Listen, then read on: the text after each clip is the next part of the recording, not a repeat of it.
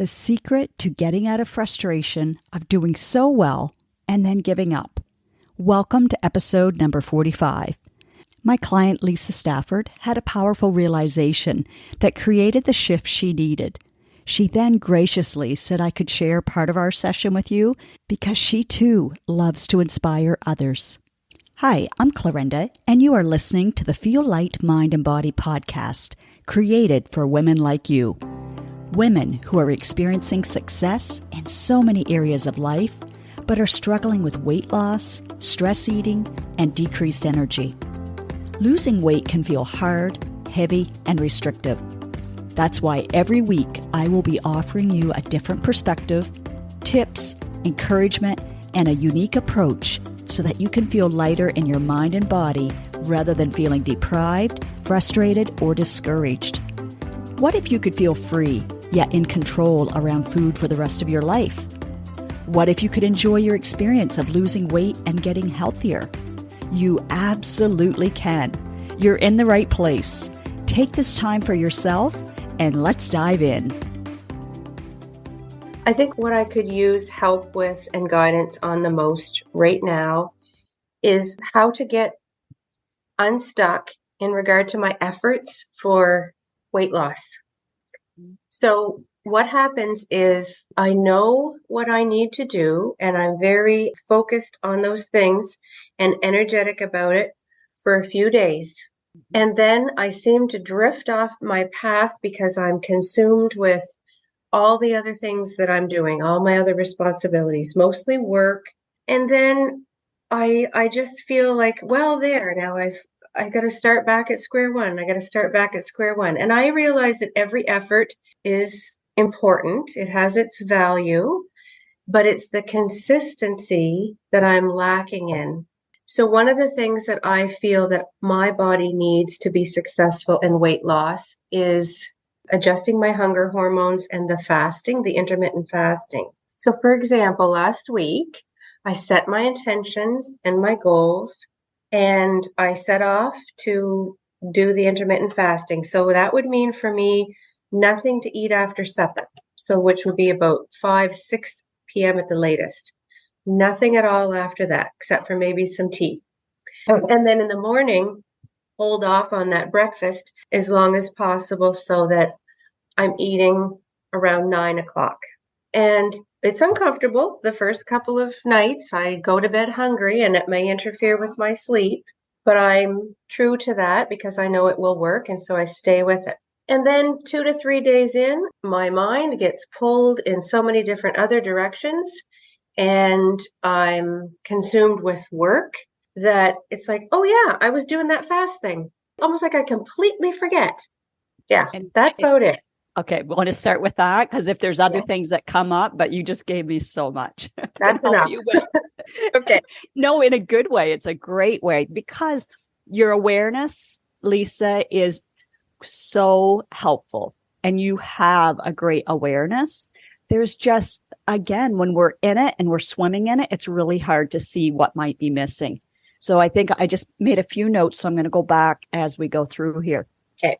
So one of the questions I wrote down when you're saying like, I seem to drift off, like you're doing it well. And then you get busy at work or things come up at work or whatever. And I seem to drift off.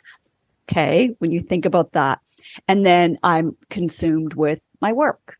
Yeah. So the question to write down, ask yourself is how can I hold space for both? Yes. That's the key. It's so normal for your brain to go to all or nothing. Like I have to do this or I have to do this. I have to be 100% here. Think of other areas of your life where you do hold space for more than one thing. Where can you think of where you hold space for not just one person or one subject? In all other aspects of my life. And how do you do that? How do you do that? I give, and I'm dedicated to giving all of that space and time and focus to assist others. I try to balance that out. So one example that comes to mind in other areas where I hold space for both. At work, I'm a director, I'm a health manager, so I have my own tasks to do and I'm focused on those things. But then I agree to give a presentation at a wellness, and then I'm doing Reiki, and I love doing those things. Those are things that are important to me and I value. But I'm doing them congruently at the same time as I'm trying to do my work, and also at the same time as I'm trying to maintain my household and hold space for my husband and my children. It's all congruent. It's all juggling all at the same time. And I'm always trying to strive for that balance so that I don't get overwhelmed or fatigued. Right. But in there somewhere is what I really want for me. And it's just like a little spark, but then it just gets lost in all that other stuff. Yes. Okay. So beautiful for the how, like how that is. And when as soon as it came out of my mouth, I'm like, okay, I'll let her go. But what we both know now from you taking the Feel Light course is it's the thought that you're having that allows you to hold space for everything. And one of the things that come out that might be something is I value both. I value all of this. So then your introspective question would be, why am I not valuing my health, my personal health, my personal goal? I don't You're know. valuing your work goals. You're valuing your commitment. So it comes back to our core values. And I would look to see where that value is. And it might be that health is right up there as number one. So then it's just a matter of reminding yourself, because we've been conditioned, we've been modeled of what we do, and it's habits. So we go back to what is natural, what we've done, what's been ingrained into us. And that's the intentional practice every day of reminding yourself, how do I want to show up today for myself and others? And then get really granular on, what does that look like for me showing up for myself? Because it's so easy. We've heard this so many times that we think, oh, I'm going to show up for myself. But what's that mean? Get very specific, because it can mean something different every day. Another thing is, if you are noticing yourself going to food or just mindlessly, it might not be that you're eating so off. It's just like you're eating before you really need to. So that's when I would go in and say, what am I looking for right now? What am I needing? What comes to my mind is effort. So when you're describing that, the habits, yes, definitely. I just fall back into those old habits. But it's almost like I don't have that extra energy to give the effort required to myself when I'm trying to do all those other things. So I just slip back into what's the easiest, because I don't have any more effort left to give. Right. So what's the easiest is just, I'm hungry, I come home from work, I go to the pantry and I dig out that bag of nachos and I munch on those for a while. It's easy not to put the effort into, because at the beginning, especially, it takes effort to change those habits. And I feel like that's the thing that I'm lacking. I'm putting so much effort into so many other areas, but I'm not putting the effort into maintaining sustainability for my good habits when it comes to nutrition. The exercise is good. I'm still swimming. So I show up for myself every morning and I get myself in that pool. Mm-hmm. And if I don't get in the pool, which is very rarely, I make sure I walk. So the exercise piece is there. I'm showing up for that, moving my body. I'm just not showing up to put the effort and the conscious effort into what I'm putting in my mouth. And when you're saying that and you're hearing yourself voice this, what's the feeling that you have? Well, I'm a little frustrated with myself, because it's like, oh, Lisa, I feel compassion for myself. I do. I think quickly my frustration turns into compassion for myself. It's like, oh, Lisa, if this is that important to you, and if it is something that you value, The effort will come with greater ease once you identify that as a value. The effort will become ease because it will bring happiness and that sense of control that I feel so much better when I have.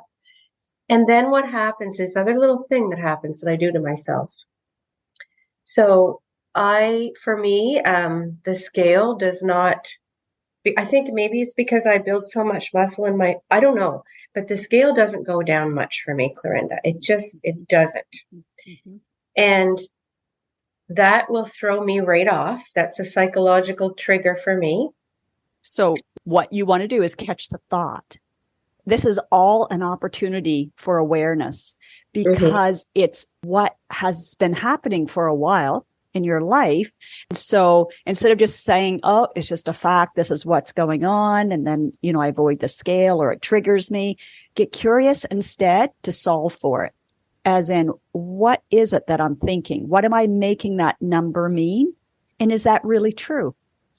Because do you really think that the number dictates how you feel? Or is it the way you feel in your clothes? Is it the way you feel energetically? Is it the way you have less brain fog if you're eating clean and if you're exercising and if you're taking care of yourself? Get very clear so that when that old pattern of thinking pops up, you can redirect it. You can say, oh, this is how we think now. That's how I thought 10 years ago. I now know different. But it's a practice every time. It's like, I don't know if you've ever had the experience of moving from one house to another. When I first moved from Pepper Creek, oh my goodness, I'd find myself on the highway, especially if I was uptown, coming across the Princess Margaret Bridge instead of going the much easier, much shorter route for me across the Westmoreland Street Bridge. And I'd be like, what? Because I wasn't being intentional in the moment. But what you and I both know, being nurses especially, along with having the course, that is just what your brain does. So when your brain is rerouting you to the easy route, yes, to what's less effort, what's going to take less energy.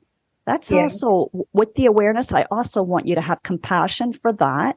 And not even maybe acceptance is the thing. To accept that pattern is going to be your first default thing that's going to happen for you. That's going to be your experience. The best thing is that now you can pause at any time. You can pause that action. You can interrupt that pattern. Mm-hmm. But if you're already feeling a little bit frustrated or you are in some form of self-judgment, like what's wrong with me?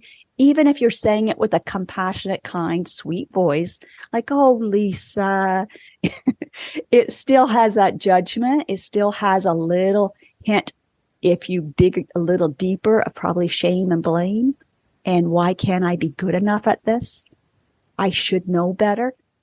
All of that is that sneaky background judgment that when you really get clear on it, you realize that we try to avoid it so we can spiritually bypass and go to, no, I'm being kind and compassionate without fully letting yourself be open to what if this is what I'm doing?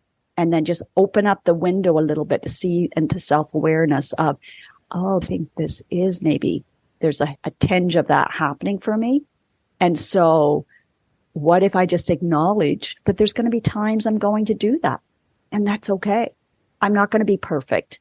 But when I do, here's my strategy.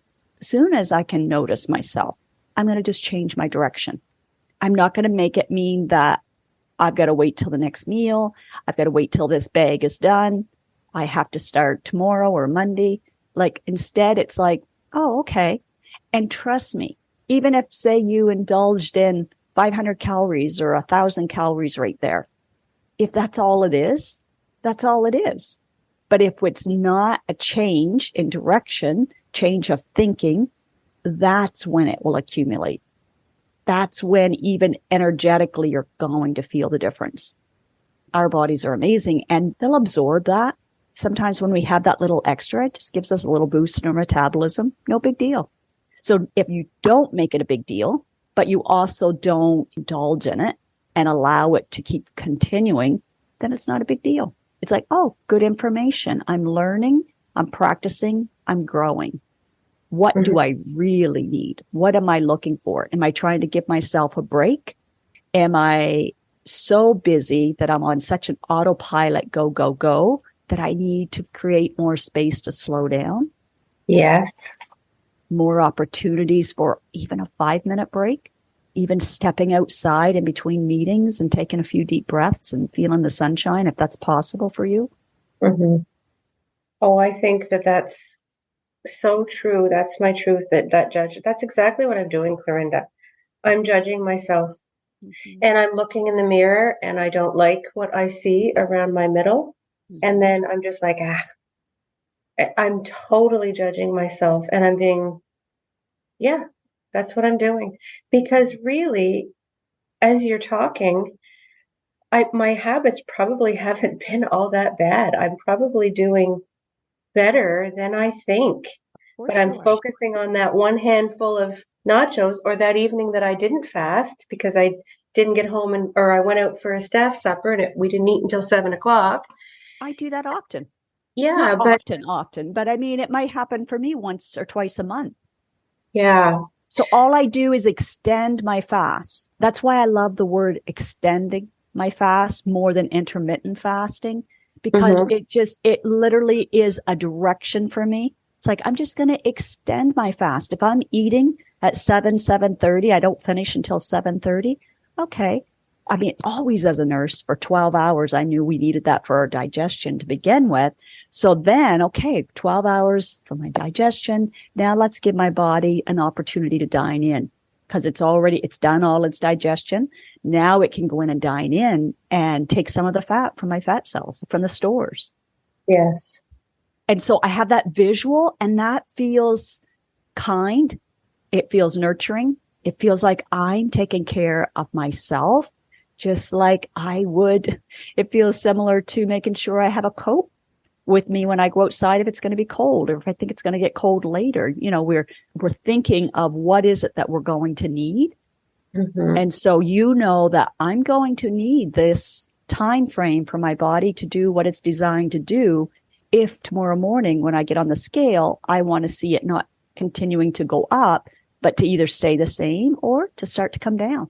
And most importantly is I want to see how I feel. If I'm eating too soon and I'm keeping my insulin up and I'm getting the dopamine hit from all these little snacks, I'm setting myself up to have continual urges throughout the day, compared to it's easier to stay in course, because then I'm not derailing or decreasing my capacity for focus, like true focus on my work or on my family. And that just feels so much better. Yeah. Thank you. What's coming up? I see a little emotion. Yeah. No, I'm going to reflect on it. I'm so reflective of myself all the time that I can easily overthink and over reflect, and then easily overjudge. And I think I've been in overjudgment mode. I think I truly have. So common. Yeah, So kind of. especially when we are, it depends if you're more type A, a little more perfectionist, even though we work on that. All of us, I think, are our own worst critic. Mm-hmm. So it's giving equal airtime. If you're going to tell yourself what you're doing wrong, you want to make sure it's like the sandwich effect, right? You say what you're doing well first. Yes. And then instead of saying, I'm doing this wrong, ask, how can I improve this? It's like in the 24-hour plan. Remember the question at the end, what am I proud of today? And what can I do better tomorrow? Instead of saying, what did I flub up on? What did I F up on? Whatever you want to say, right? Mm-hmm. Yeah. Oh my goodness, it's so easy to slip back into those habits. It is. It That's is. what, I yeah. know. And every time I coach one of you, it's a reminder to myself as well. Mm-hmm. So just know I'm not immune to this at all. That's why I teach it. And it's continually being the support, of course. Like you coming here today probably is going to give you that reset, that mindset reset that you're desiring. Yeah. And that's all so important. It's taking care of yourself, your mind and your body, because it's our mind first we have to take care of. If our mind's right, our body will be right. Yes, I believe that. I know our body will respond to what our thoughts are directing. And yes. And we can, for a while, just control our body. And I think sometimes when people go through the Feel Light course, they're so focused with that new energy of doing it, just the hows, the actions of, oh, if I do this, this, and this, then look, the scale's moving. So some of those other tools, Clarinda, I don't know why she's got those in there. That's way too much thinking. But those are there to set you up for long term and for the maintenance. Because once that energy wears off, or you haven't done the thought work on it, and then suddenly the scale's not moving because just physically, physiologically, your body's just in a holding pattern. And then what do you make it mean? And then how do I deal with all the thoughts coming up about that? That's the key. That's the key work of why the mindset is like a deeper level than just the mindset of, oh, there's so much superficial mindset work out there as well. Like affirmations. Well, you can say all the affirmations in the world, but if you don't truly believe it, if there's something within you that there's like, yeah, no, I messed up yesterday. Whatever. I can say all this that I want, but then why can't I continue to believe that or live into it? Live into it. Yes. Here's another thought. What if you asked yourself the question, how can I be an example to my past self for what is possible? How can I be an example to my past self of what is possible? Of what is possible. What does that mean? Okay, good question. I'm asking myself right now too. So I love to say that I want to be an example of what is possible for women, especially middle age onward. Mm-hmm. Too often I hear, hormonal, age, too busy. I'll never be able to wear those cute clothes. The main reason why I put that post on that left me feeling kind of uncomfortable and vulnerable of me in that pantsuit. I loved that red pantsuit picture. I loved that. I was cheering for you. I thought, oh, that's it right there. I loved that. I admired your post. Okay. And even the response, my primitive part of my brain was like, okay. Because in my mind, I was like, oh, people are going to think she thinks she's all that and all that. And I knew my heart and intention. So I'm so glad that came across that way. Yes. And you're stunning. And people judging, thinking, oh, she's 53 and she's showing her belly, even though it's only 2 inches, the opening and that. But it was fun. And that was my intention. I wanted to say we can still have fun, cute clothes, no matter what age. Don't give up on yourself. I know. It's worth it. Yes. It's worth it. So when I say, how can I be an example to my past self of what's possible? Remember, we are the accumulation of our thoughts, which result in our actions. So you could say it that way. But initially, it starts with we are an accumulation or a result of our thinking. So that's all that past thinking brings you to your present result. Mm-hmm. So if we want a new result, we have to have new patterns of thinking. Yes. The new patterns of thinking are going to create different feelings, different actions, and you will get different results. You'll get the result that you want. So remember from the model, we can put the result you want in the result line and then work backwards. So to get this result, what do I need to do differently or stop doing? And in order to do that, how would I have to feel? And remember, this is recorded, so you don't have to, you can always watch it back to write all the notes just so you can absorb it, just really take it in. And then in order to create that feeling, I have to be thinking something. So what is that thought I would have to have? Because it's like you're looking for a new thought, a thought that's going to carry you forward instead of recycling those old thoughts. And that thought is going to create the feeling that'll drive my actions. That's going to give me the result that I want, that I deserve, that I am claiming as mine. And when I do that, I'm going to be an example of my past self of what's possible. And so what's the significance of that? Because the more we live into this new pattern of thinking and feeling and acting, the longer we're going to keep that result.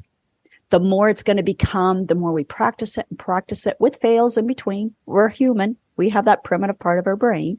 But the more we practice it, that's going to be your new default mode. And then you're not going to have this cognitive dissonance happening where we are thinking a new thought, but you're like, oh yeah, but in the past I learned this. And so there's a little bit of resistance. There's a little bit of friction in your thinking. But the more we reprogram our brain, our thinking, then that's going to become your more prominent thought. And that will then lead to cognitive dissonance in your favor because the old stuff will be like, oh no, that's not even right. Because now you're living into that example of who you really want to be every day. Okay. How does that sound? It sounds wonderful. It empowers me, but it reminds me, Clarinda, of when I was on the journey taking your course 2 years ago. Yes. And I lost 23 pounds from September to January, February. And I was living it. I was walking the talk, right? Yes. And that's what it reminds me of. And I recall that feeling. I recall what my thoughts were then. I recall what my habits were, and I want to return to that way of thinking. And I think that one of the things I've been doing that has kept me trapped or easily go back to that self-judgment is I've been trying to control the body more than I've been trying to control the mind. Absolutely. And I think that that's the shift that I'm taking for today is that when I was successful and I was a healthy person, and I am a healthy person right now, today, in this moment, I am a healthy person. Yes. But I just need to make a little shift in, if I'm going to control and put effort into things, it's going to be my mind rather than my body. My body will organically fall into suit, right? Mm-hmm. Yes. It's here. It's, yeah. That's the best I can articulate it, but I think you know what I'm talking about. Absolutely. It's powerful when you realize that. And instead of thinking, why does it take this long? Or I want you to acknowledge that you are here.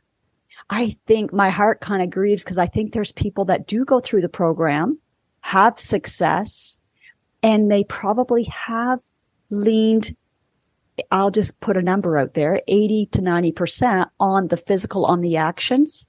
Because, and it's not their fault, it's because that's what we've been programmed to do before. And we've had results before, so it's natural for our brain to go there.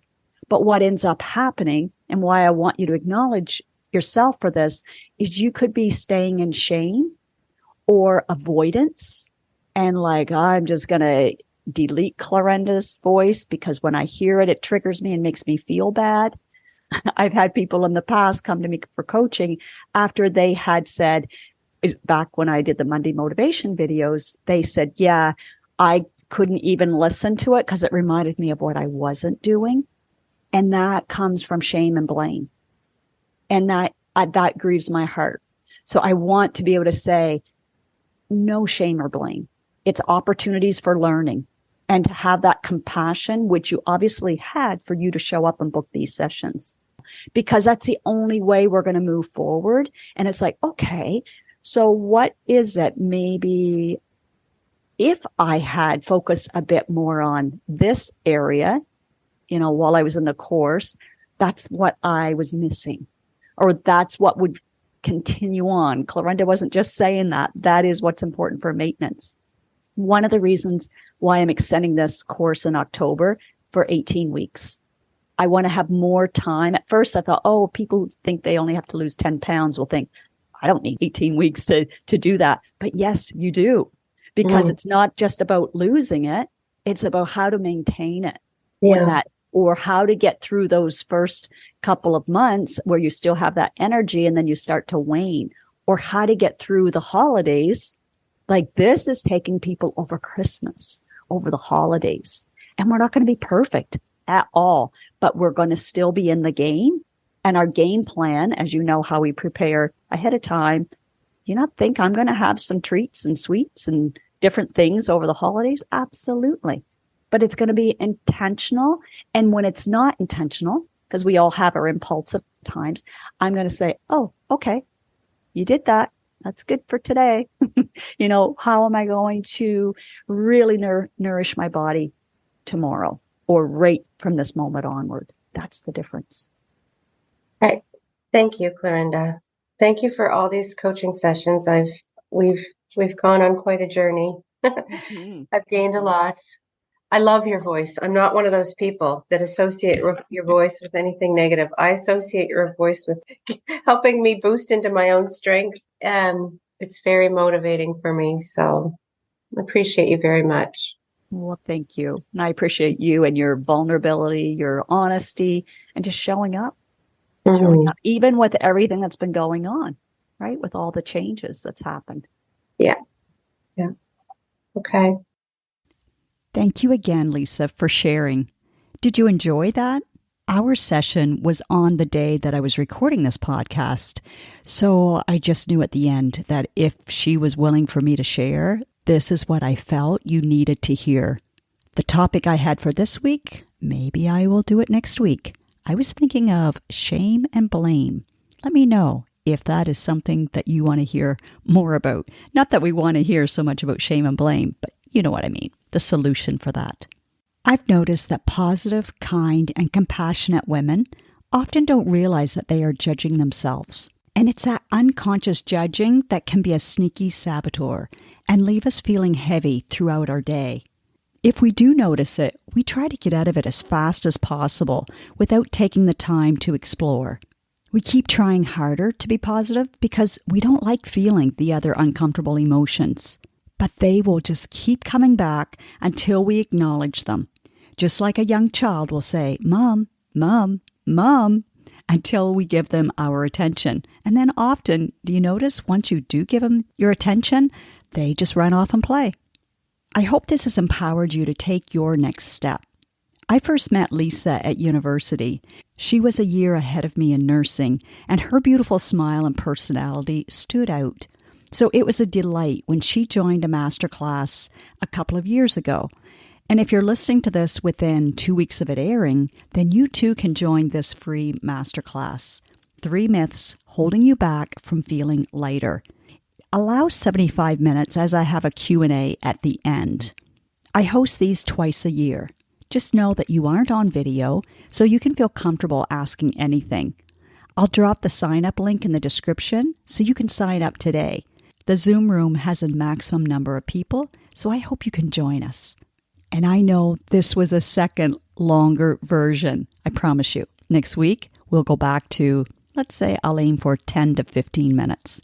All right. Make it a great week. Hope to see you on Zoom. Until next time. Now, do yourself the biggest favor. From love, take at least one action step from what you learned today. Knowledge without application won't give you the results that you desire. Let me know on Instagram, Facebook, LinkedIn, wherever, what you are choosing to do and when. And yes, please leave a podcast review wherever you are listening to this. When people read your words and can see themselves in them, then you are contributing to women empowering other women. And that feels amazing. You just might change or save a life today.